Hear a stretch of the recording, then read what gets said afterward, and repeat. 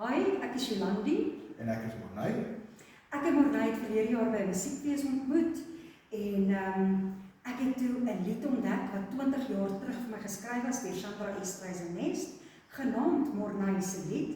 En die lied gaan oor 'n briljante musikant en gitaarspeler wat ek ontdek het by die musiekfees. Wat het jy van die liedjie gedink, Morney? Want jy het hom die eerste keer vir my gewys en ek het vinnig na hom gekyk en baie van die woorde het soveel betrekking gehad op my lewe dat dit half daar by gepas het. Ek was baie verbaas.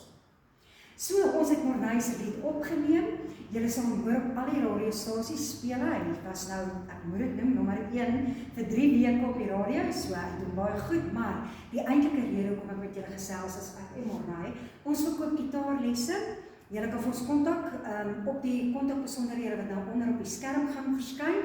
Ons leer vir jou van waar jy net lief is vir musiek tot en met jy die gitaar kan bemeester.